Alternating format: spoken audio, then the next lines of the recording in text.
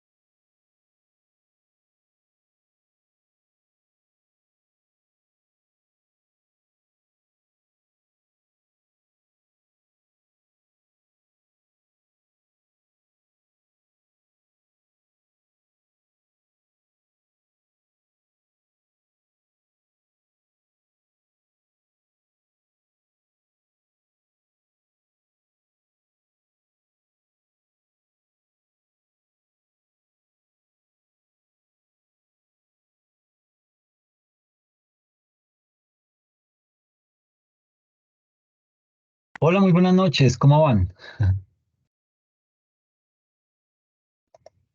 Hola, profe. Hola, profe. Hola, profe. Hola de nuevo, profe. Hola, ¿cómo van? Bueno, permítame. Hoy teníamos unas exposiciones, ¿cierto? Sí, Sí, señor. profe. Así no tiene que hablar tanto, profe. Uy, qué bien, no se imaginan lo que me ayudan. Muchas gracias. Y bueno, ¿qué grupo arranca? Pues nosotros, profe, los ¿Sí? estoy como ¿Listo? profe, es que también tengo que poner y salir de la clase que tengo que hacer unas vueltas. Dale, dale, tranquilo, no hay problema. Pues ya comparto el documento. Ok, bien, chévere.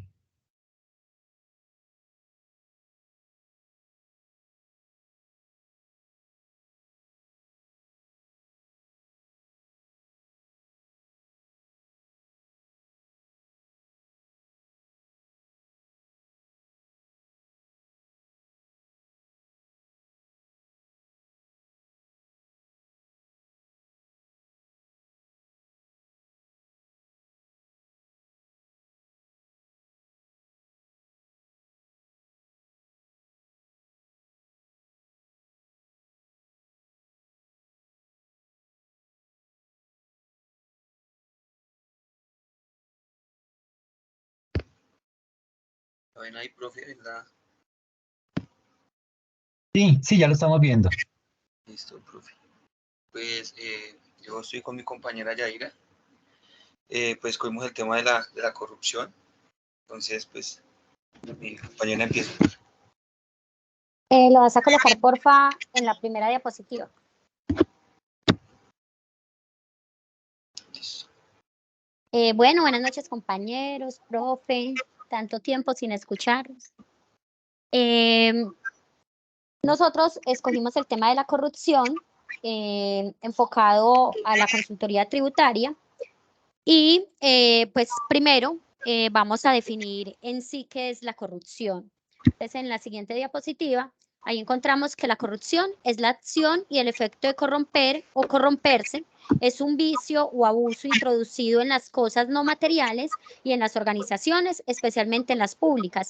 Práctica consistente en la utilización de las funciones y medios de aquella en provecho económico y de otra índole de sus gestores. El autor Edward Wills, esta fue una consulta adicional, manifiesta que la corrupción es generalmente como el uso de las funciones y las atribuciones públicas para obtener o conceder beneficios particulares en contravención de las disposiciones legales y normativas existentes en un momento histórico dado. En sí, la corrupción es la acción o el efecto de corromper la norma. Es ese vicio o ese abuso que muchas veces tienen las entidades públicas o las entidades privadas, es una mala práctica que consiste en utilizar esas funciones, esos cargos de poder o esa capacidad adquisitiva para poder tener provecho económico o de otra índole y poder manipular de algún modo las cosas a su favor.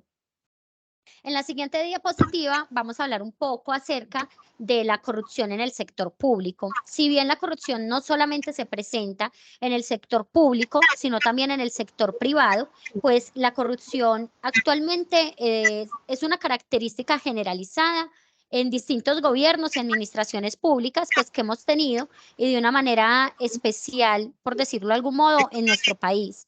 Y estas conductas, sucede algo muy tremendo con ellas, es porque desgastan la confianza de la ciudadanía o de las personas del común y aumenta cada día más el desprestigio que tienen las instituciones públicas, porque cada desvío de los recursos implican el subdesarrollo en cada componente público, como son la vivienda, la educación, y esto conlleva a que haya una insatisfacción en las demandas y pues también es una conducta más ajustada a un tema de principios y de valores éticos. Por eso también pues en este tema queremos tratar un poco lo que tiene que ver con la importancia de la ética en el sector público, porque no es solamente un tema de conocimiento o de corromper las cosas, sino que viene más allá de un tema moral y de principios que en sí tengamos como personas. Han existido innumerables casos de corrupción en el sector público que han desacreditado este medio y en especial a los servidores públicos y también a las instituciones, porque cada vez que se presenta algún caso de corrupción, pues no solamente el gobernante de turno o la persona que se ve implicada, o ya sea una persona natural o una persona jurídica, sino que en general las instituciones públicas tienen un grave problema de corrupción y esto genera una encrucijada en cualquier gobierno, en cualquier estado o en cualquier sector público. Y actualmente nuestro país, pues Colombia, sufre la corrupción en todos los niveles y especialmente en los niveles del sector de administración pública. Y es algo que de seguro veremos ahorita con los cambios de administración, pues que desde ya en campañas de alguna manera desacreditan a los que están en el momento en el poder para ellos ganar de alguna manera adeptos a su campaña o pues para también estar exponiendo estos casos de corrupción y de falta de ética tanto pública como social. A través de la historia, pues conocemos que ha existido siempre y se ha dado en todos los espacios del gobierno, sea público o sea privado, y en todas las culturas, la corrupción. Y es un pan de cada día, y en el cual se encuentran vinculados por la falta de ética y la pérdida de los valores, pues de manera especial los gobernantes. Y estos funcionarios que de alguna manera se ven involucrados, pues representan no solamente el poder público, sino que en muchos casos también se ven personas como jueces, fiscales, magistrados, para poder sacar adelante situaciones en las que se ven otros involucrados. Podríamos decir que eliminar la corrupción no es algo imposible, pero sin embargo, sí es una tarea difícil, porque requiere de la voluntad, tener una voluntad política firme y un deseo compartido, pues no solamente por los colombianos, sino por los demás países y todas las personas que se encuentran en el poder, para que los pueblos o las naciones no sean de alguna manera, pues sustraídas por la delincuencia y la corrupción, especialmente pues en todo lo que tiene que ver con las entidades estatales. Consideramos, o yo considero a manera personal, de que debemos tener una cultura diferente en cuanto a la legalidad, porque esto va a basar la confianza, la transparencia y la rendición de cuentas, pues que se puedan tener de manera efectiva ante la ley. En los últimos años, de alguna manera, la corrupción ha asumido diferentes formas y a través de la globalización se ha convertido en un problema bastante serio para la comunidad, no solamente aquí en Colombia, sino a nivel internacional. Y podemos ver en diferentes situaciones, pues que hay muchos casos conocidos que afectan toda la ciudadanía. Por ejemplo, profe y compañeros, yo trabajo con mi esposo asesorando entidades o empresas que van a licitar con el Estado y ayudamos en todo el tema de la preparación del RUP o lo que tiene que ver con los estados financieros para que estas empresas se puedan presentar.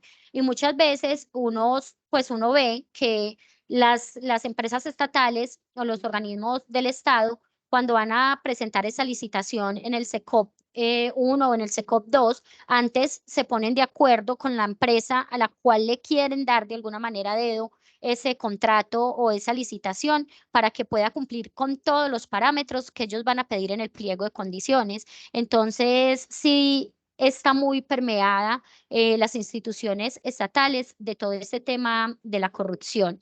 En la siguiente diapositiva, pues vamos a hablar de que la corrupción también se ve en el sector privado. Pues anteriormente la gente consideraba que solamente la corrupción se veía en el sector público. Pues quizás es un poco más visible de que podamos ver de alguna manera que el sector público permea y corrupte las cosas para que se puedan asignar a ciertas personas, como les decía hace un momento, actividades o contratos o licitaciones, pero el sector privado utiliza muchas herramientas para que esto pueda suceder, y así como son los sobornos, también un trato preferencial. Yo personalmente he visto personas que llegan y dicen voy a invitar al que va a ser como el veedor o la persona que va a estar pendiente supervisando el contrato, a almorzarlo y le voy a mandar un regalo, le voy a mandar, no sé, una caja con whisky, para que de alguna manera pues puedan tener todos esos beneficios y se les puedan asignar ese tipo de contrataciones a ellos. Y en la siguiente diapositiva, pues vamos a mirar un poco cuáles son esos tipos de corrupción más comunes. Encontramos el cohecho, que es que el servidor público acepta dinero, acepta casas, acepta autos a cambio de favores. Encontramos también el peculado, que es el servidor público que autoriza el uso de los recursos públicos, sea materiales, humanos o financieros, para poder ayudarles con la ejecución de X contrato. También encontramos el desvío de los recursos, es ahí donde el servidor público realiza esos desvíos de recursos humanos o financieros. También un conflicto de intereses, donde el servidor público interviene en la tramitación o la resolución de asuntos donde tienen intereses personales, que es ese caso donde van a recibir de alguna manera dinero, una parte, una comisión del contrato, por podérselo asignar a X empresa. El tráfico de influencias, que es donde el servidor público utiliza su posición pues para poder influir en otro servidor público para que realice un acto ilegal. Y ahí yo resalto que es importante, pues, que exista una integridad pública para poder entender una alineación consistente y el cumplimiento de los valores, los principios y las normas éticas que deberían de regir tanto lo público como lo privado para poder dar una prioridad al interés general por encima de los intereses particulares, porque dentro de la corrupción prima el interés particular. Y es ahí donde este tipo de cosas lo que hacen es dañar la relación entre el Estado y la ciudadanía. Y en consecuencia, estos comportamientos, esos hábitos, esas creencias de las personas que están vinculadas a estas entidades deberían estar más orientados hacia el sentido de lo público, de tener una vocación de servicio y una garantía de los derechos de los ciudadanos. Y es importante que se pudiera garantizar el control social y la denuncia, pero muchas veces, pues como es ese tráfico de influencias, de personas que están en el poder, como ciudadanos tememos hacer unas denuncias o buscar los canales de comunicación con las entidades para poder permitir que estas irregularidades en la administración y esos casos de corrupción no se presenten o que puedan haber algunas oportunidades de mejora. Y pues le doy paso a mi compañero para que él continúe con la exposición.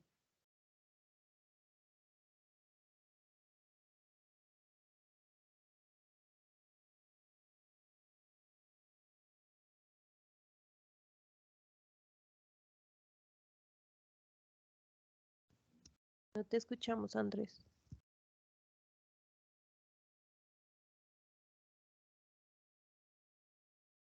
¿Me escucha, profe? Sí.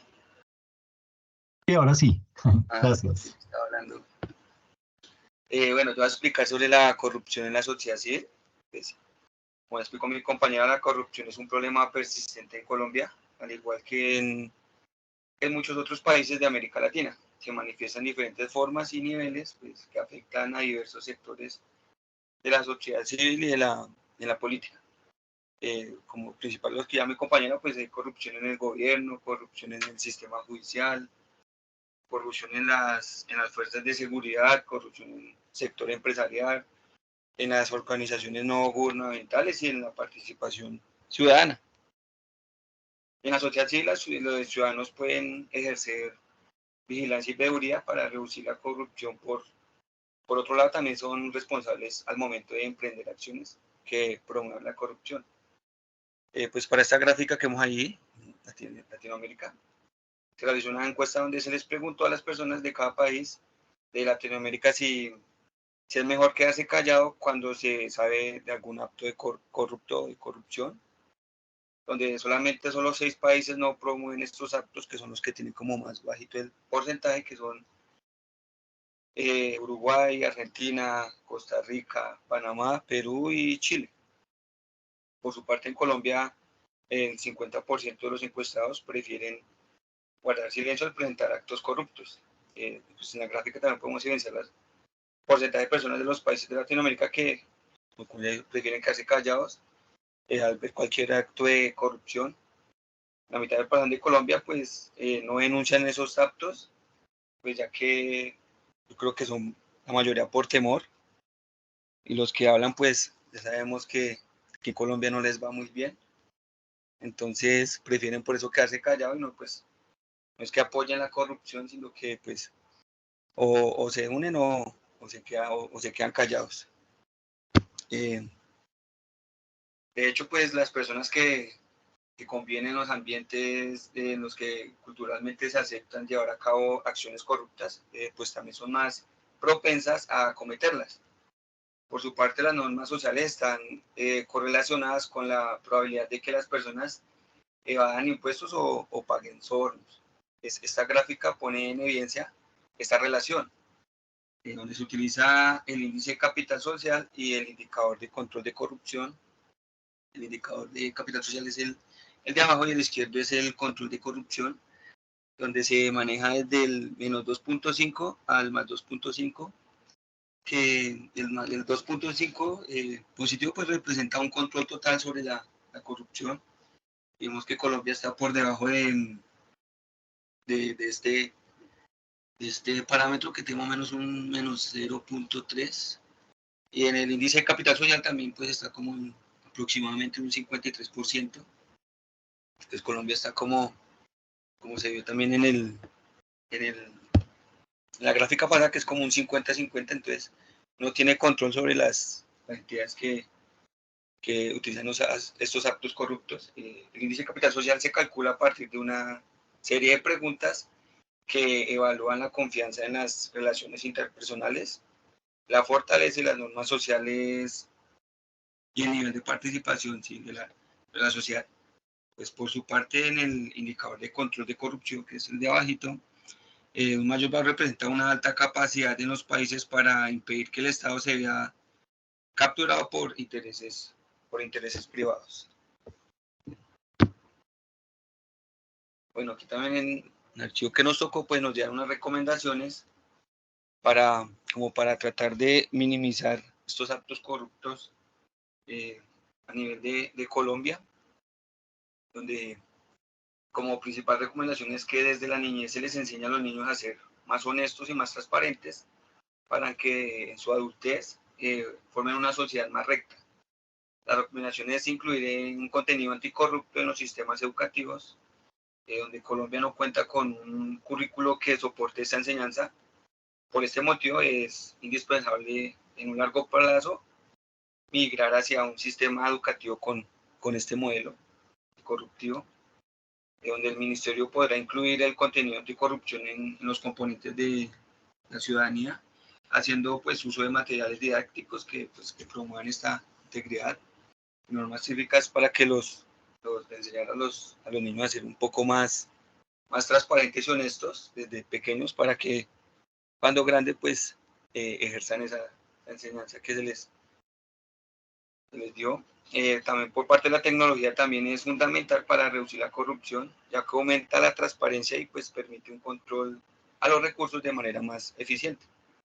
Donde según el Banco Mundial dice que utilizando el blockchain y las criptomonedas, las investigaciones de fraude y corrupción que antes tardaban un promedio de 15 meses podrían ahora realizarse con solo tocar un botón con mucho menor, que permite identificar cada usuario que está haciendo la transacción y evitar los actos corruptos. También se generan incentivos para promover la deuda ciudadana, para que pues traten de no quedarse callados. El porcentaje del 50% de Colombia pues disminuya y digamos empiecen a no apoyar esta corrupción con el silencio, sino empezar a denunciar. El uso de la ciencia, pues ese comportamiento, el enfoque novedoso para también reducir acciones corruptas en la sociedad mediante el uso de los nudges, creo que son, que se pronuncian, que son como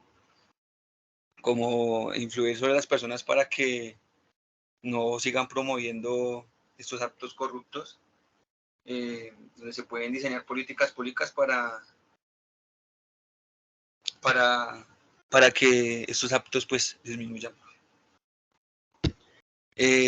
Recomendaciones del CPC, que es el CPC es lo del Consejo de Participación Ciudadana, que ya han sido acogidas pues para ir disminuyendo actos corruptos, donde están estos tres que son los principales, que es diseñar políticas integrales de lucha contra corrupción, adoptar el uso de pliegos tipos en el proceso de contratación pública, implementar un portal de transparencia económica que permita vigilar el gasto de las entidades. Aparte, pues hay otras que están como en estudio, que son recomendaciones que aún no han sido acogidas, pero que la CPC sigue insistiendo para que también se acojan, donde está también extender el uso de pliegos tipo a sectores tradicionalmente expuestos a la corrupción, que son pues principalmente, como mi compañera, la área de la política. Disponer de los recursos financieros y técnicos suficientes para lograr la implementación total y obligatoriedad del sistema electrónico de contratación pública, aprobar un acto legislativo que modifique los sistemas de financiamiento de las campañas electorales y modificar la ley 38 de 1989 para reformar el proceso de asignación de discusión de presupuestos. Y pues aquí ya terminamos. Pues aparte, pues también investigamos que en Colombia pues existen varios como grupos que combaten la corrupción, pero lastimosamente a veces se ven que son los más corruptos. En Colombia podemos encontrar pues la Transparencia por Colombia, que es una organización no gubernamental que se enfoca en promover la integridad y la ética y la transparencia en el sector público. También podemos encontrar en el Instituto Anticorrupción. Este trabaja en la promoción de políticas públicas, acciones efectivas para prevenir y combatir la corrupción en Colombia. También está Colombia Líder, que es una plataforma que busca impulsar la participación ciudadana.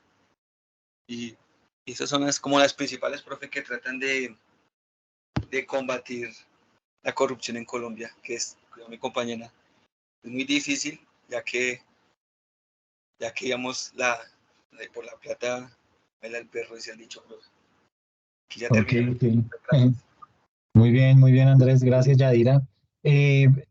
Digamos que les voy a leer un fragmento y me dicen qué opinan de eso.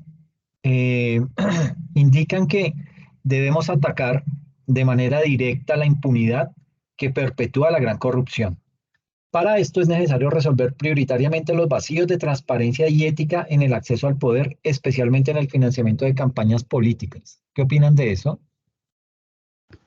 Pues lo que yo dije ahorita, profe, pues en la parte de educación, pues donde dicen que tratan de que desde la niñez, pues se les implemente esos valores de la transparencia y de la honestidad, pues para que de chiquitos, digamos, como que uno lleve esos valores y cuando uno sea, pues, en su adultez, implementarlo y no dejarse como incentivar por dineros fáciles. Entonces, pues, es difícil porque a veces la gente entre más plata tiene, más plata quiere, y pues tratan de sacar dinero, pues, lo que la política, que es donde más se ve, pues desviando recursos de todo lo que se recoge en nuestro país Colombia. Entonces, donde, digamos, hacen alguna obra y les aumentan el precio para poder robar, donde desde ahí tienen pues su tajada concejales, gobernadores, alcaldes. Y es difícil, profe, porque la transparencia pues a veces uno la puede llevar, pero como dije anteriormente, pues el dinero le pica a uno. Entonces, a veces uno, más que todo, si uno tiene, pues, no es como justificando, pero las necesidades, la gente que lo lleva digamos, a conseguir ese dinero fácil sin menester de trabajar, de luchar, de hacerlo como honradamente. Entonces es muy complicado manejar Pero, ese. ok, bien, Andrés, pero de pronto, o sea, si un caso de corrupción llega a la justicia, ¿tú confías en la justicia? No, pues lo que también tiene, profe, estos grupos de anticorrupción, pues cualquier persona es propensa a ser sobornada. Entonces, la verdad, aquí la justicia en Colombia no es que sea muy buena. Entonces, por la plata, pues se dejan corromper y pues no hacen lo justo. Entonces, yo no creo que eso pueda suceder aquí en Colombia. Ok, y Yadira, ¿qué opinas? Profe, pues lo que pasa es que es un tema social de tantos años, o sea que realmente tendría que haber un trabajo demasiado intenso en el que se pueda llevar a la gente a entender pues la importancia de que todos los casos de corrupción deben incluso tratarse antes de que sucedan. Pero como lo decía el compañero, es que la gente, eso, hay una frase que dice, por ejemplo, que el hombre nace bueno y la sociedad lo corrompe. Y es lo que generalmente se ve. A veces los profesionales salimos con muchas cosas buenas, queriendo hacer muchos aportes sociales y nos encontramos con cosas que en realidad lo hacen ver a uno y uno se choca y dice, pero esto no era lo que yo me esperaba en el mundo real. O yo me imaginaba que sucedía, pero no que yo mismo lo iba a vivir. Entonces ahí entra un tema de moral. Y como le digo, es enfrentar un tema social de tantos años que es complejo. Yo no digo que sea imposible, pero sí es complejo y requeriría mucha intervención, empezar desde la educación temprana, desde que en los colegios se empiecen a capacitar las personas y a darles a entender de que no se pueden corromper, de que hay que llevar a juicio los casos y las situaciones en las cuales hay corrupción o hay interferencia de poder. Entonces sí es complicado. Y Ok, profe, y tienes, perdón, otra dime. cosa que pues también lo que vimos en el mapita ese de Colombia, que pues mucha gente se queda callada, pues por miedo también a que lo que sucede a la gente que trata de combatir esto, pues aquí en Colombia también no es que les vaya muy bien, pues también salen perjudicados porque es mayor la corrupción y son pocos los que tratan de combatirla, pues no les va tan bien aquí en Colombia. Les da temor, pues, pues muchos preferimos quedarnos callados. Ok, no sé si tienen alguna cifra de cuánto dinero se pierde por temas de corrupción. No, profe, por mi parte ese sí se me olvidó investigar Ok, esas. no hay problema. Digamos que yo por aquí tengo una cifra, pues puede que no sea la más confiable, ¿sí? Porque es que el cálculo que hacen lo hacen un poquito, diría yo, sesgado, pero básicamente se dice que el dinero en juego por la corrupción en Colombia, esto es de Bloomberg, dice que el dinero comprometido es del orden de los 92.7 billones de pesos, ¿ok? Que el dinero, de ese dinero que está comprometido, es decir, de ese dinero que está susceptible de perderse por temas de corrupción, se han perdido 13.6 billones de pesos y solo se ha recuperado 5 billones de pesos, ¿ok? Es más o menos las cifras que se tienen, ¿sí? Pero digamos que el tema, cuando se pone uno a investigar más y a profundizar en este tipo de situaciones, se da cuenta que hay temas mucho más complicados. Por ejemplo, el fiscal anticorrupción que está preso por corrupto, ¿sí? Son situaciones que uno dice, bueno, pero eso solo se ve acá en Colombia. Ahora, está tan débil nuestro sistema judicial que estos delincuentes, digamos que los tienen que ser juzgados por Estados Unidos, en donde sí van y cuentan absolutamente todo, por qué lo hicieron, cómo lo hicieron, a quién le untaron, etcétera, etcétera. Y aquí en Colombia no se puede. Entonces, yo considero que hay un gran componente de vacíos en el tema jurídico que genera ese caldo de cultivo para que se presente toda la corrupción habida y por haber. No sé si están de acuerdo con eso. Pues por mi parte sí, profe, porque lo que decía pues lo del fiscal que anticorrupto que está por corrupto, pues aquí no hablan, entonces no se sabe cómo es de dónde empieza la corrupción, cómo fluye, por eso es más difícil cómo combatirla. Porque aquí un ejemplo, pues si llegan a hablar, pues no les va muy bien ni a él ni a su familia, entonces ya empiezan a quedarse callados y pues ya asumen las consecuencias, pero no hunden a los cómplices ni nada. Entonces por eso es muy difícil combatirla porque no se sabe cómo fluye la corrupción aquí bien en Colombia. Entonces es lo que la hace como más difícil. Ok, perfecto. Entonces, aquí simplemente para complementarles, digamos que hubo una reunión de un grupo de expertos en FEDesarrollo y ellos entregaron un compendio de 37 sugerencias clasificadas en corto plazo y mediano plazo para que sean implementadas con el ánimo de disminuir la corrupción. Y entre esas están, digamos que dentro del sector de corto plazo, dicen que hay que mejorar la capacidad de investigar, regular y sancionar del Consejo Nacional Electoral con planta y presupuesto autónomo. Que hay que garantizar la transparencia de ingresos y gastos de las campañas políticas, eso sí, eso es un hoyo negro, nadie lo sabe, y cuando salen los escándalos, entonces ahí sí no tienen memoria, se les olvidó, fue a las espaldas, etcétera.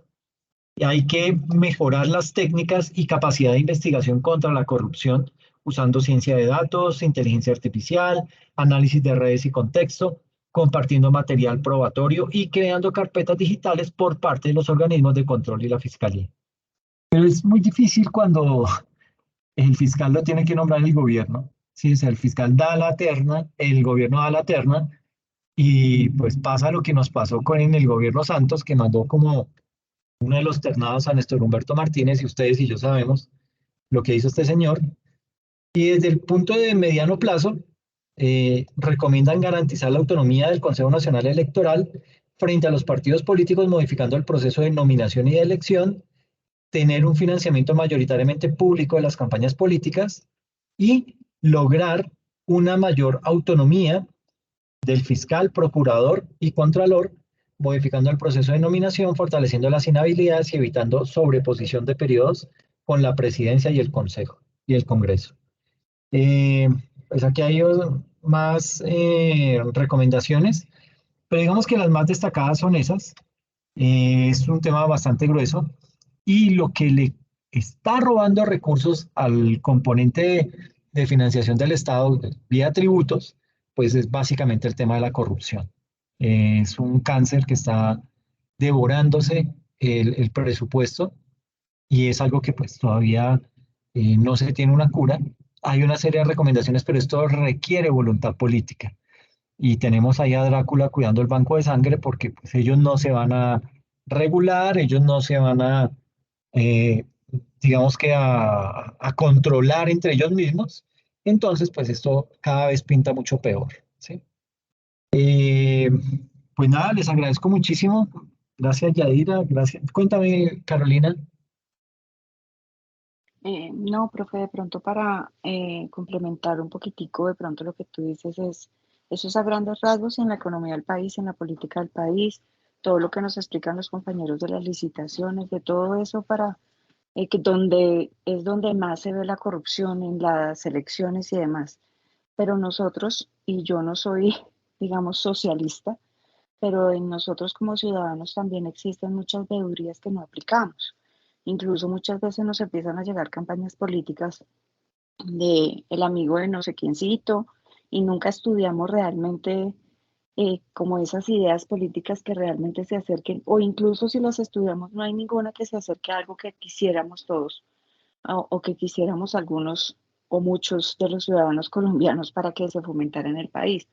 En la DIAN la corrupción es tremenda, en las pequeñas, en los cargos pequeños y en los grandes, entonces en las empresas, en todas partes, y pues esperamos que en este eh, equipo de grado de contadores que sale también exista mucha exigencia en las empresas porque la corrupción arranca desde lo pequeño hasta lo más grande.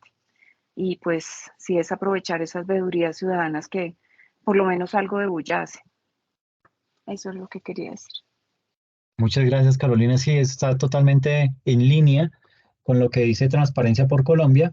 Entre los puntos que ellos señalan de cómo quebrar ese círculo vicioso de la gran corrupción, está, por ejemplo, el tema de, es importante recuperar la confianza en el sistema judicial y los órganos de control que se han visto más afectados por escándalos internos de corrupción, con bajas opciones de acceso al poder por parte de actores corruptos y con altas garantías de sanción. La corrupción puede ser fuertemente desviada. Estas acciones deben acompañarse de dos grandes decisiones que debemos tomar como sociedad: lograr un gran pacto por blindar el empleo público de la vulnerabilidad de los intereses y controlar de manera efectiva el uso de los recursos públicos mediante el sistema de control fiscal, disciplinario y penal eficientes y despolitizados. Pero pues esto requiere un gran, vuelvo y digo, esto tiene que aprobarlo el Congreso y pues ustedes y yo sabemos que allá es en donde está el foco de corrupción. Esto es, pues, sí, es como desesperanzador, como que uno dice, no, eso no tiene vuelta de hoja, eso definitivamente es una labor muy compleja, pero sí creo que hay que, y inclusive, acá lo mencionan, es necesario que la lucha contra la corrupción logre un vínculo más directo y efectivo con la ciudadanía de manera mucho más amplia. Dice acá que la actual ola de indignación ciudadana frente a la corrupción puede ser una oportunidad para generar este quiebre. No es solo necesario reconocer que la corrupción es un problema de todos, que es necesario revisar nuestro comportamiento individual, además de cuestionar a los demás, también se requiere pasar de la indignación a la acción. O sea que como personas también necesitamos empezar a denunciar, a hacerle más seguimiento a todo este tipo de situaciones que vemos en el día a día y, por qué no, si conocemos de algo, pues proceder a denunciarlo. Pero sí, creo que hay mucho trabajo por hacer frente a este tipo de flagelos y que pues esperemos a ver si en algún momento logramos ver la luz al final del túnel. Bueno, Yadira y Andrés, muchas gracias. Profe, Bueno, gracias a ustedes. No, muy bien explicado, muy buen tema. Bueno, ¿quién continúa? Nosotros, profe, con yo. Listo, perfecto, muy bien.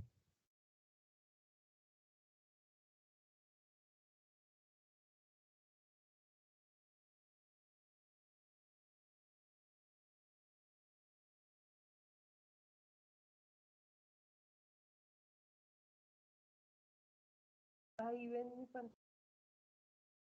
Sí, ya la estamos viendo, Ethel. Nuestro tema es y límites al poder de tributación de los entes territoriales en Colombia. Por John Leguizamón y Ethel Bojaca, quien les habla. Bueno, entonces primero vamos a ver como una especie de introducción en donde pues el sistema tributario en Colombia fue inicialmente diseñado por 4 pilares constitucionales. Uno de ellos es el deber a tributar de los ciudadanos.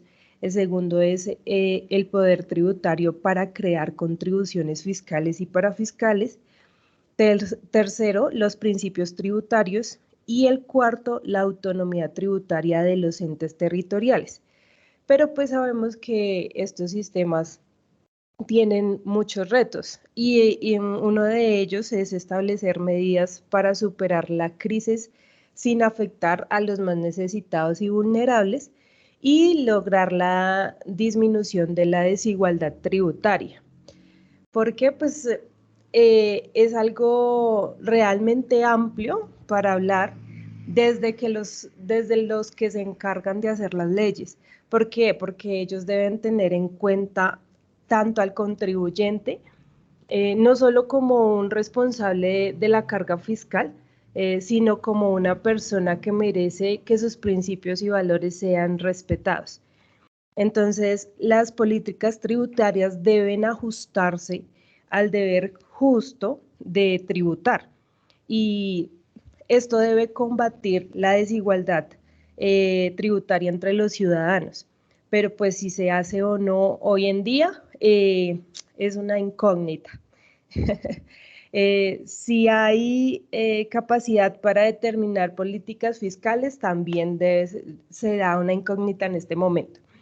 El Estado tributario tiene a nivel constitucional el deber de tributar de los ciudadanos y la enumeración de los principios tributarios. Bueno, vamos a ver el papel de la tributación en estados modernos. Como para entender el nacimiento del Estado moderno, se da al reconocer los derechos de primera dimensión, ¿cuáles son esos derechos? Son el derecho a la vida, el derecho a la libertad, el derecho a la propiedad y el derecho a la igualdad. Estos tienen pues su adaptación al Estado moderno o liberal, que es apoyado en la revolución del capitalismo industrial, según Marx, que fue reconocido más comúnmente llamado como el liberalismo. Este se nutre del aporte tributario de las personas al Estado y pues se llama, o comúnmente se llama, estado de bienestar social, que busca crear esos pilares de solidaridad, exigiendo aportar según la capacidad real y efectiva de los ingresos de cada contribuyente y pues su cantidad de bienes, cimentados en los ingresos y las riquezas y el consumo.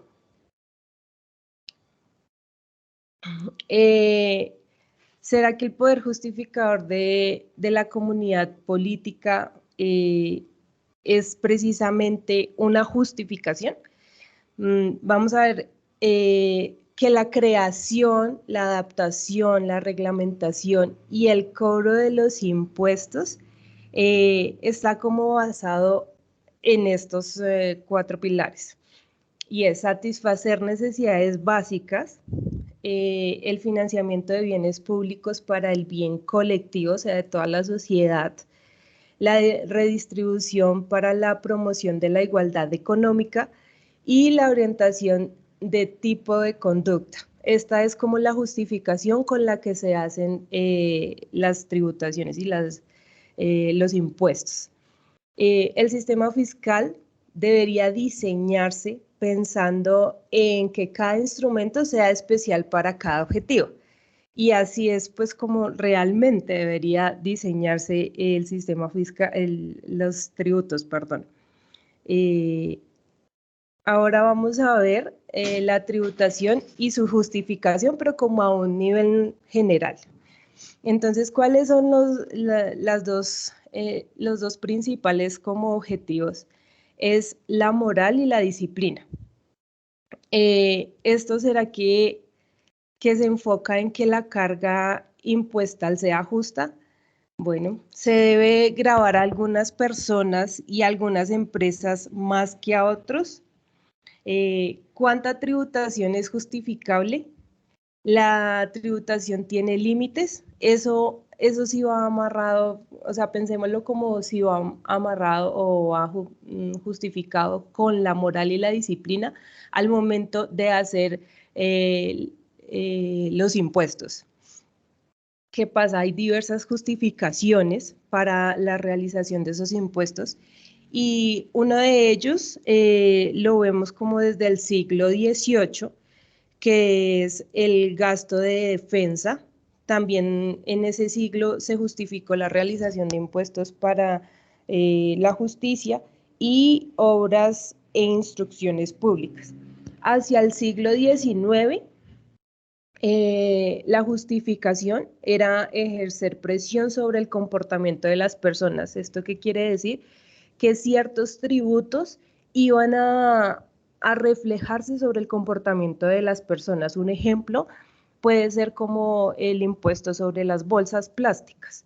Si una bolsa plástica tiene impuesto, ellos piensan que el comportamiento de la persona se podría modificar y con eso, digamos, las personas usarían más bolsas de tela, ¿sí? O sea, a eso se refiere que se podría transformar el comportamiento de cada persona. Y ya sobre el siglo XX tenemos una justificación sobre el gran valor atribuido al manejo de la política fiscal como aspectos de administración y distribución, ¿sí? Que el manejo de esas políticas fiscales lo tendría ciertas personas. Y pues aquí podemos ver que la tributación debe tener en cuenta a los contribuyentes y cooperar para que la carga impositiva no sea solo con el fin de tener control o más dinero, o sea, más poder, sino por un bien común de la ciudadanía. Y ahora vamos a ver esas justificaciones, pero ya como a nivel en Colombia. Entonces, en la Constitución Política de 1991,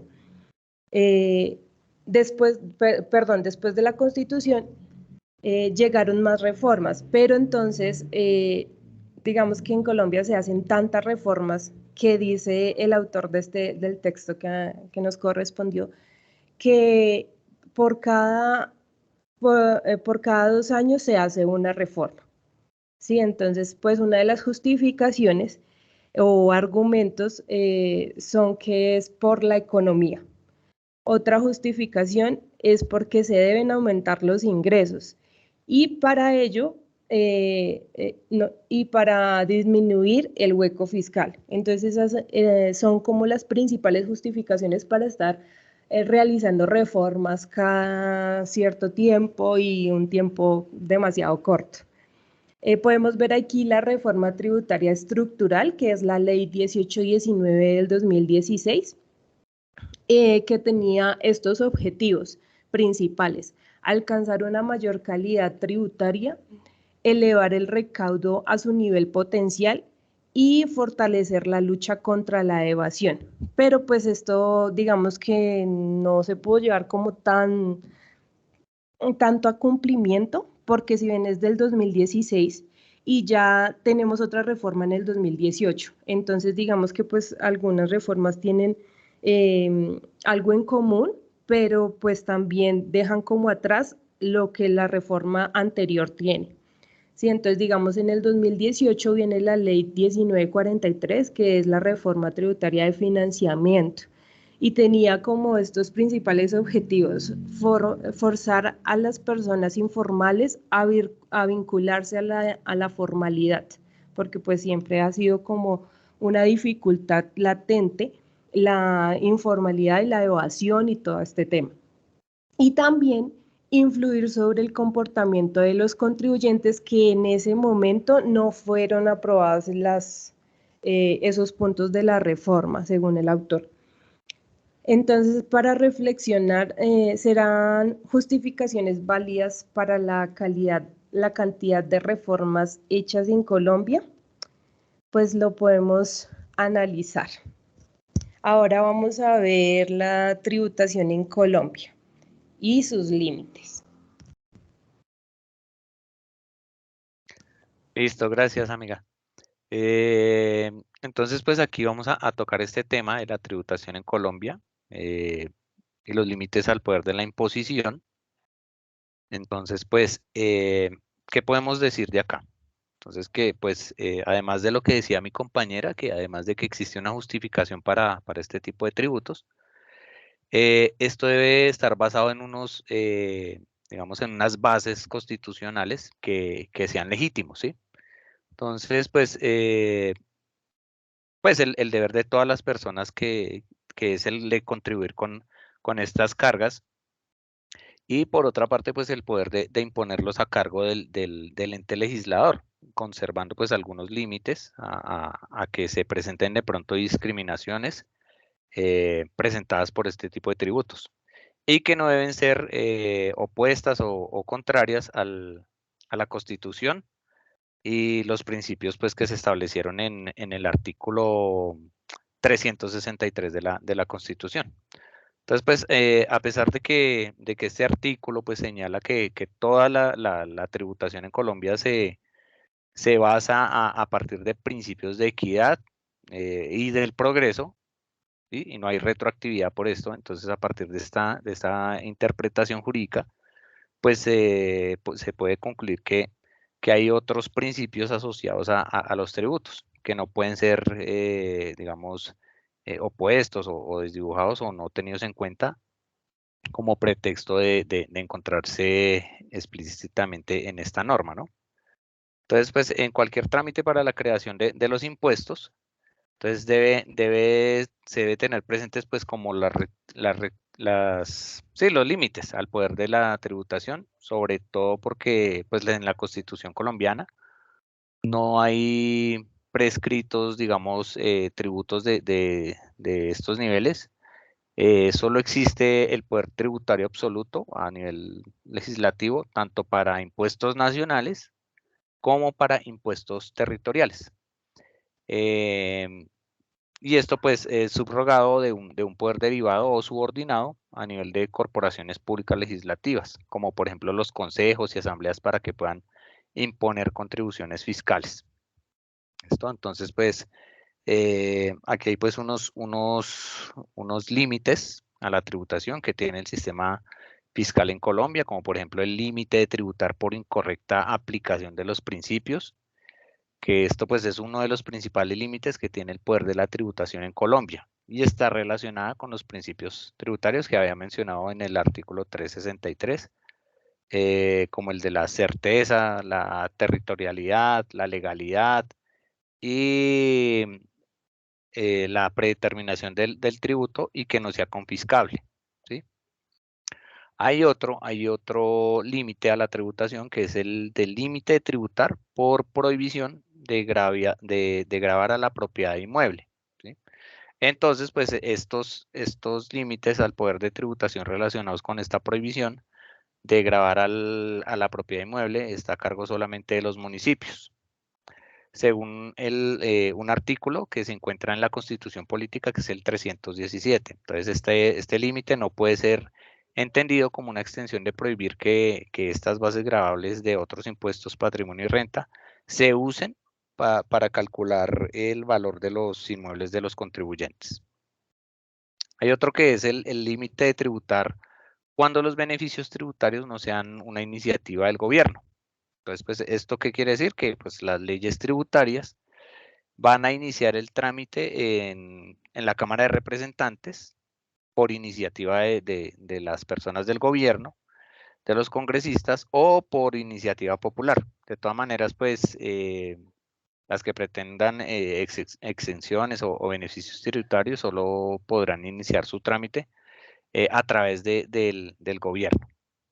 Y el otro límite de tributar cuando son bienes de uso público. Entonces, pues esta propiedad existe en una limitante constitucional al poder tributario cuando se trata de bienes de uso público. O sea, por ejemplo, los parques naturales, tierras comunales de grupos étnicos, el patrimonio arqueológico de la nación y pues los que ya determine la ley. Entonces, esos están en límites de tributar porque son de uso público y pues hacen parte de bienes que son inembargables y por eso están en este límite, ¿listo? Hay otro límite que es el límite de tributar en virtud de la declaratoria de estado de excepción, que es otro límite de rango constitucional y está relacionado con la posibilidad de que el poder de tributación sea subrogado al presidente y a todos sus ministros cuando se declare de pronto algún estado de excepción, esto pues según los artículos de 212 de la Constitución, ¿listo? Entonces, si quieres pasa a la otra, amiga, por favor. Listo. Entonces, pues el tema anterior es bastante extenso. Entonces, aquí seguimos con otro que es el límite de tributar por inobservancia. Inobservancia quiere decir que por un tema de violación de derechos fundamentales. Eso quiere decir la palabra inobservancia. Entonces, pues, dentro de estos límites también se alcanzan cuando se ve la carga tributaria y vulnera la reclamación del contribuyente a la justicia social. Esto puede darse de dos vías. La primera, pues cuando los contribuyentes no reciben un trato igualitario, es decir, pues cuando las personas se les genera un gravamen de manera injusta, sin medir de pronto pues su capacidad de tributación, mientras que otros reciben grandes beneficios. Y otra es cuando la tributación se interpone en la capacidad de alcanzar de pronto un umbral necesario de libertades y funcionamiento tanto del que paga como el de los necesitados. ¿Listo? Entonces, pues, digamos, una persona no puede ejercer unas libertades sustanciales sin contar, digamos, con bienes básicos para la supervivencia. Digamos, cuando las personas requieren un conjunto de medios encaminados a lograr desarrollo y perfección, como el acceso a la cultura, a la educación, la intervención en política y digamos, la seguridad en sus relaciones familiares. Entonces, pues, de todas maneras, cuando la persona no tenga acceso al trabajo, el Estado se supone debe garantizar vivienda y alimentación digna, ¿sí? Entonces, es una especie como de mínimo vital que garantice su derecho, digamos, a vivir. Si éste cumple con su deber dentro de la sociedad, es decir, asegurar al ciudadano de un ingreso anual garantizado. Entonces, es importante también destacar que la tributación es un medio importante para lograr los fines del Estado, ¿sí? Entonces, pues, por un lado, pues, los ingresos necesarios para financiar los bienes públicos, servicios sociales, donde los ciudadanos, especialmente para aquellos que estén en peor situación, se van a beneficiar más y para reducir su carga fiscal de aquellos que se ven afectados en su mínimo vital. Entonces, pues la tributación representa una herramienta potencialmente eficaz para la realización indirecta de los derechos fundamentales. Si quieres pasa a la otra, amiga, porfa. Listo. Entonces, pues, de aquí pues podemos preguntarnos cómo se articula el sistema fiscal frente a los derechos fundamentales del ciudadano. Entonces, pues hay unas palabras que se utilizan mucho en la Constitución, que son la soberanía, el respeto, está también el pluralismo y la palabra democrática y participativa. Estos pues van encaminados dentro de los derechos de primera dimensión, como es el derecho a la vida, a la libertad y al patrimonio. Entonces, pues en el caso de Colombia, que es un Estado de Derecho, entonces se supone que son unos fines y garantías al servicio de la población. Entonces, con el fin de servir a la comunidad y promover el bien de todos, se supone que pues sin discriminación y garantizar el desarrollo, ¿no?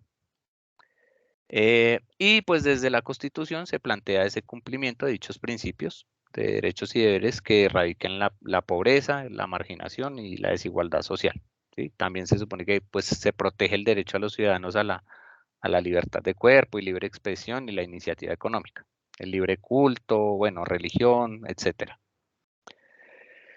Y también pues cabe destacar que en un estado donde no haya políticas claras o la presencia de insuficiencias graves o contradicciones que sean palpables entre las que ya existen, pues constituyen una situación de hecho que como tal terminan lesionando de manera constante un amplio catálogo de derechos fundamentales de varias personas, ¿sí? Entonces, pues, hablando del derecho mínimo de subsistencia, pues se debería alcanzar el desarrollo digno de un ser humano. En el caso de Colombia, y esta es una cifra del 2021, entonces se podría alcanzar con un valor, o sea, este mínimo de subsistencia se puede alcanzar, según cifras de ese año, en 1.014.980 pesos, ¿sí? Y esto basado en unos estudios realizados, garantizando, digamos, necesidades básicas como, por ejemplo, la vivienda, la alimentación, transporte y, digamos, otros gastos. Por ejemplo, entre esos gastos como el vestuario y de pronto algo de ocio, ¿sí? Entonces, ahí estamos con el siguiente punto, amigo, porfa, lo pasas, que es el límite de tributar por transgredir el principio de reserva de ley en los impuestos territoriales. Entonces, pues, para el caso de Colombia, este sistema de tributario está diseñado de forma que tiene un punto de quiebre a nivel de cumplimiento de principio de reserva de ley de los impuestos territoriales. Entonces, pues, digámoslo hablando fiscalmente, se reparten la responsabilidad entre los que interpretan el artículo 338 de la Constitución, que está a favor del poder tributario absoluto, que esto es encabezado por el Congreso de la República, y los que piensan que hay un poder tributario derivado en cabeza de los entes territoriales, de los territorios, el caso concreto pues aprobados por consejos y asambleas, en este caso pues ambas corporaciones públicas con funciones legislativas en los municipios y departamentos respectivamente. Entonces el poder de imposición está en dos sentidos. Por un lado pues el poder tributario originario y el otro poder es el tributario derivado, ¿sí? Que son los de los entes territoriales. Entonces, para la Corte Constitucional no hay duda de que los entes territoriales, pues, ejercen un poder de imposición, sí, pero siempre y cuando esto vaya atado a lo establecido en el marco fijado por la Constitución. Entonces, pues, la Corte establece pues unas reglas que confieren al Congreso una competencia amplia y exclusiva y general para definir los impuestos. Entonces, pues, en el artículo 338 se fijan unas reglas que gobiernan el principio de legalidad tributaria. Entonces, salvo en casos que digamos, concurran estados de excepción, solamente el Congreso, los estados de excepción, pues, los que determine el gobierno, solamente pues el Congreso y las asambleas departamentales y consejos podrán imponer contribuciones fiscales o parafiscales. Hay un fallo de la Corte Constitucional, que es una sentencia, donde analizó unos artículos de la ley 1819 de 2016 que a juicio de un demandante vulnera el principio de legalidad y el de reserva de ley. Entonces, pues está delegando en una institución como el DANE la certificación del precio de venta al público para efectos de establecer la base de impuesto al consumo de licores, ¿sí?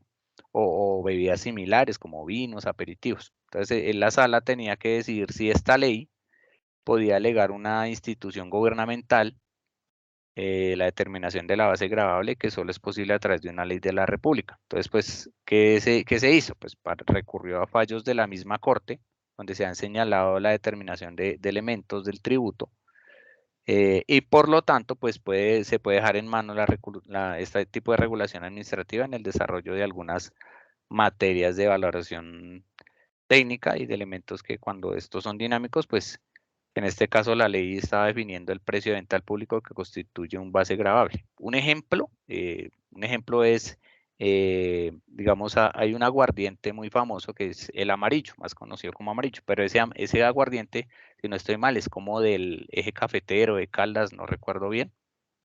Y entonces la empresa Licores de Cundinamarca como que recurrió a este tipo de sentencias y está diciendo, oiga, pero es que los impuestos, este licor le está dando el tributo allá a este departamento y pues yo estoy quedando sin ventas y pues los tributos que llegan aquí a Cundinamarca, ¿qué?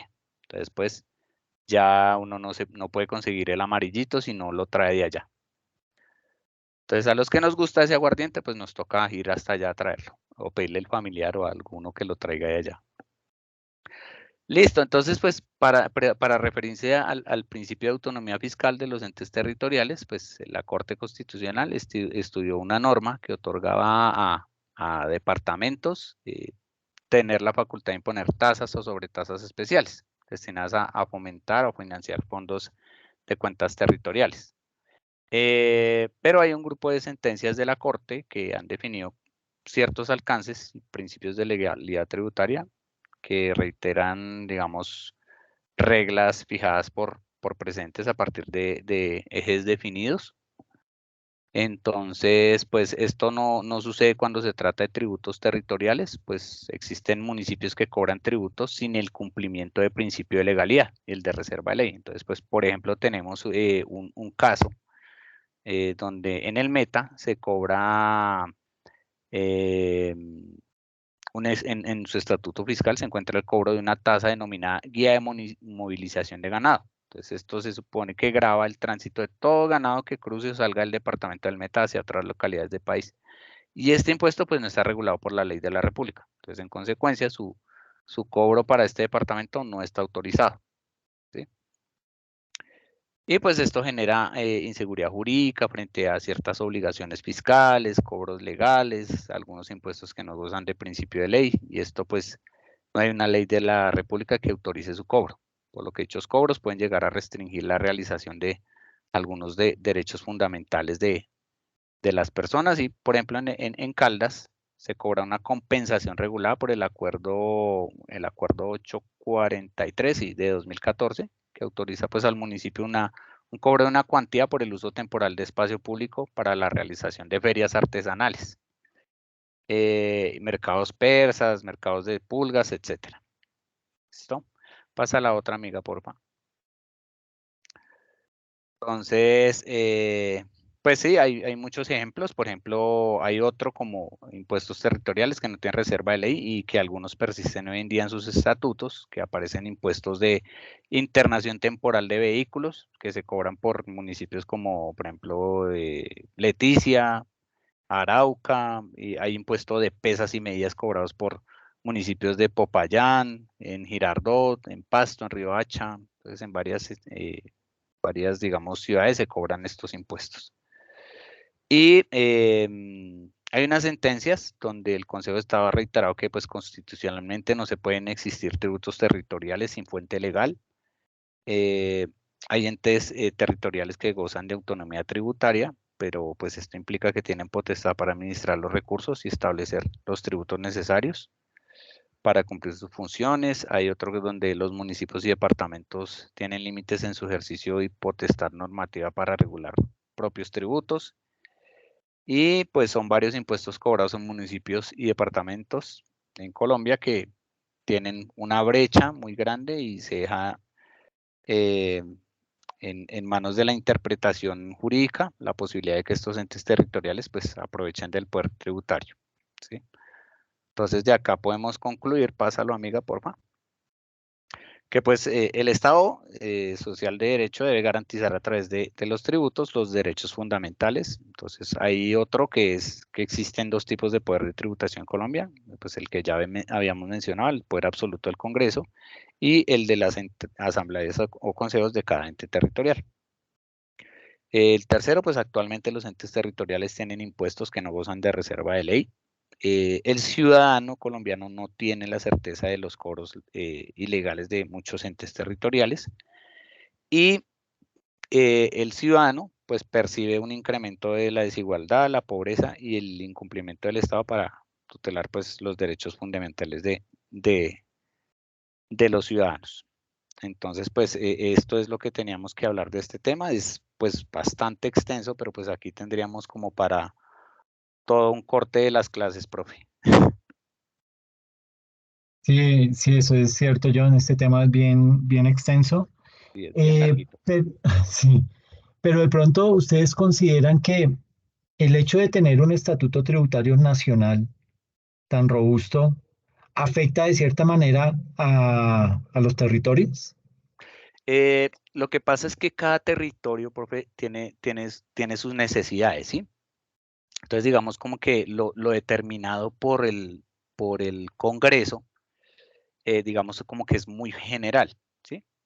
Entonces, si digamos, no es lo mismo decir que, voy a poner un ejemplo así como raro, digamos, no, yo quiero que en todo el territorio nacional se genere el impuesto el impuesto de vivienda, ¿sí? Entonces, un impuesto que cobre las viviendas a X valor, pero pues, digamos, le cobran eso, un impuesto al campesino que está por allá aislado y digamos que sea general, entonces pues eso puede ser que no tenga la misma capacidad de pago ese campesino que el que vive aquí en Bogotá. Entonces, digamos, los impuestos que pongan en territorios, como por ejemplo, hay territorios que se dedican a otras actividades económicas, un ejemplo, minería. Entonces, pues no se puede cobrar un impuesto a la minería, un ejemplo aquí en Bogotá, porque pues si no estoy mal por aquí en Bogotá, no creo que haya minas. Entonces, pues creo que sí afectaría, digamos digamos que el Congreso imponga, digamos, como sus impuestos. Yo creo que sí debería tener como cierta autonomía, pero esos impuestos sí deberían pasar como a una especie de aprobación del Congreso por medio de sus representantes en el Congreso de la República, de los senadores o de sus representantes en la Cámara, más bien. ¿Sí? Entonces debería pasar como a un filtro de aprobación y no imponer impuestos así como así, digámoslo. Ok, bien.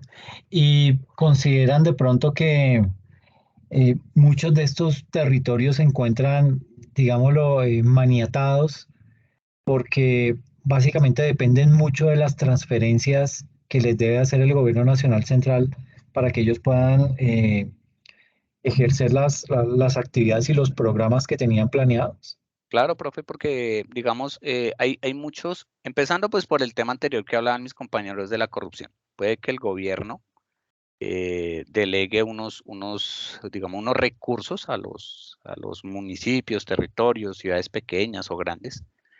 Entonces, si se destinan esos recursos y se desvían para otra parte, pues ahí empieza a llegar menos plática. Segundo, pues no se hacen, digamos, todos los proyectos planeados en los territorios. Y tercero, pues sí hay, a veces el gobierno pues no cumple digamos, con los recursos necesarios que necesitan los territorios, sobre todo los territorios apartados.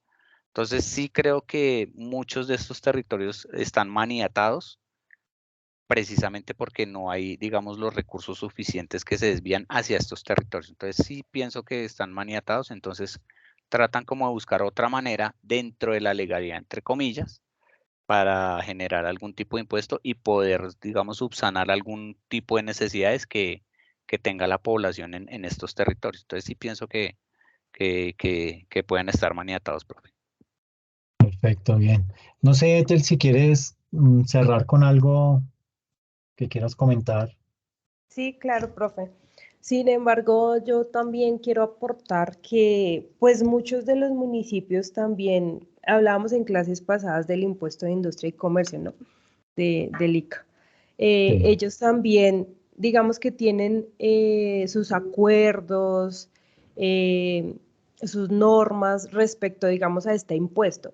Entonces, considero también que de pronto es un poco de ineficiencia a la hora de recaudar estos impuestos, porque lo hablábamos en temas pasados, en clases pasadas, que muchas veces hace falta, digamos, un sistema robusto para saber, digamos, los contribuyentes si están aportando o no lo que deben.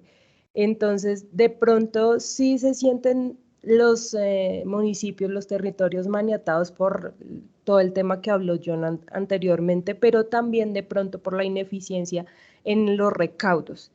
Lo digo porque, digamos que yo trabajo en una empresa de transporte en el área financiera y nosotros como empresa de transporte tenemos muchos orígenes para de dónde sale la carga, ¿sí? Entonces, pues tenemos muchos municipios en donde tributar. Y es difícil, digamos, que vemos que de pronto se nos pasó un municipio porque la contabilidad anteriormente estaba un poco deficiente. La nueva contadora que está ahorita, pues con ella estamos arreglando todos esos temas y vemos que de pronto los municipios no, gracias a Dios, ¿no? Pues no han llegado como a requerirnos o después del emplazamiento, no sé, decirnos por qué no han tributado este año, si ustedes tenían que tributar, si tengo estos servicios que ustedes hicieron desde mi municipio. Entonces, digamos que esas cosas también impiden el desarrollo y el avance de algunos territorios porque no tienen claro quiénes son los contribuyentes, digamos desde este punto de vista que les digo yo, desde el área de transporte terrestre.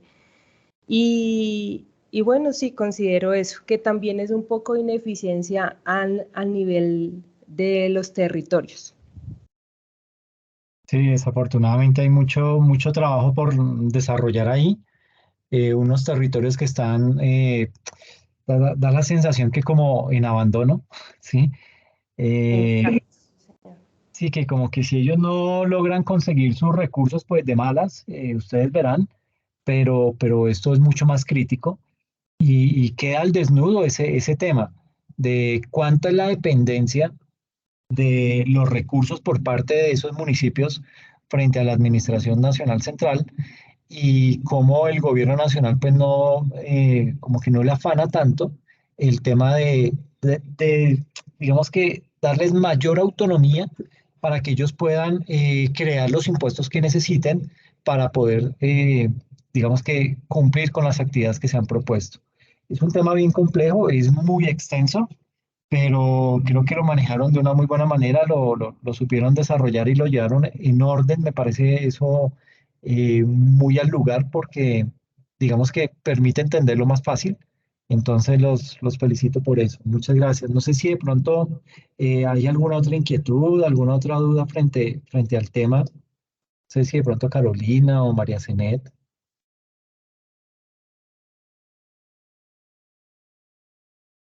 No, De pronto más que inquietud.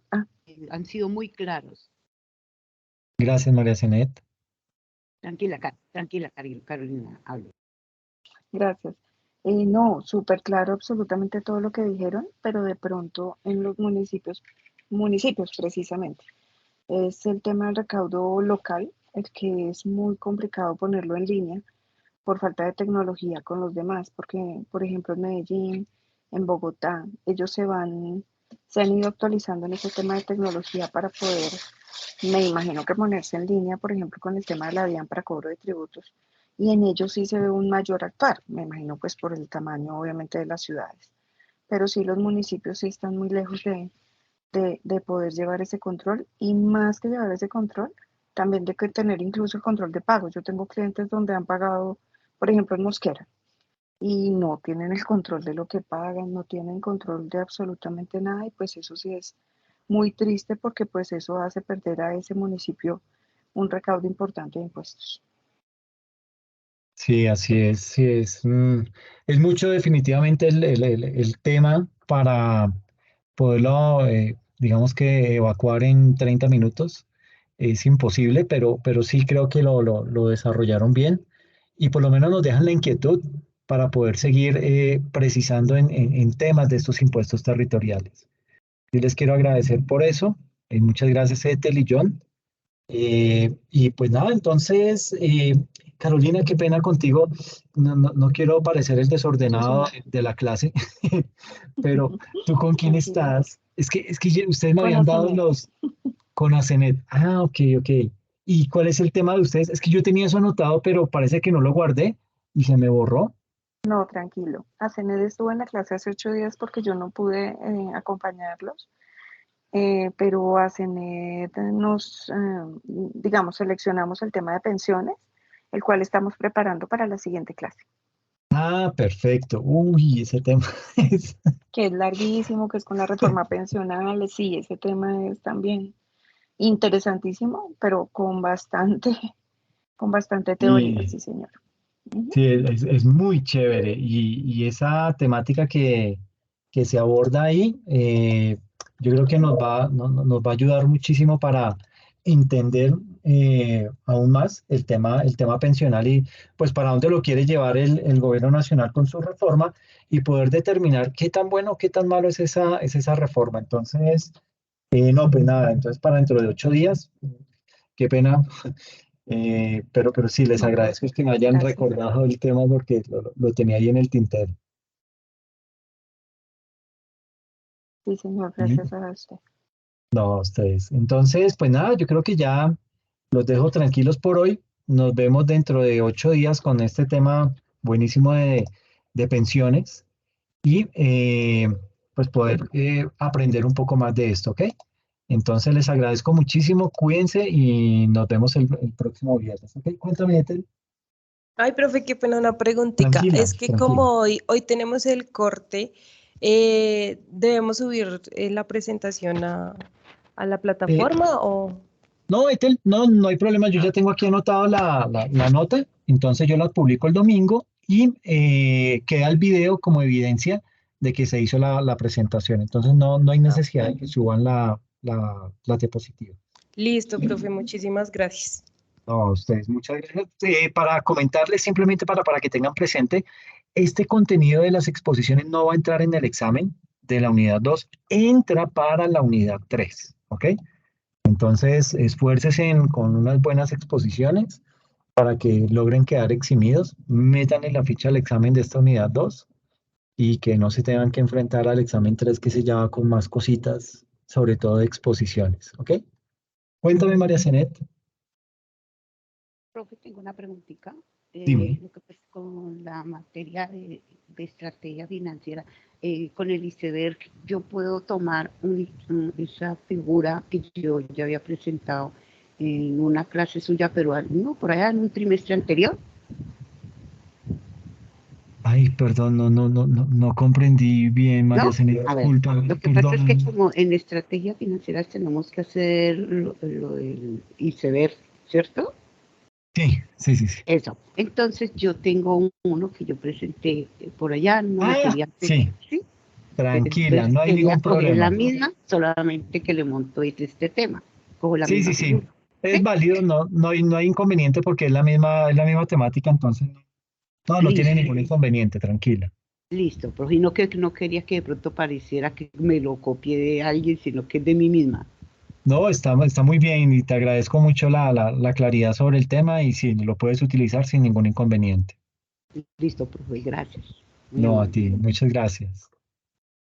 Listo, entonces, pues nada, les agradezco muchísimo, descansen y el sábado en la noche les estoy mandando el correíto indicándoles que ya está publicado el examen para que lo puedan responder a partir del domingo, ¿listo? Muchas gracias. Listo, Ok, profe, que Gracias, descanse. gracias que se mejore, compañeros. profe. Que Cuídense estén mucho. bien, chao. Muchas gracias. Chao. Gracias. Chao.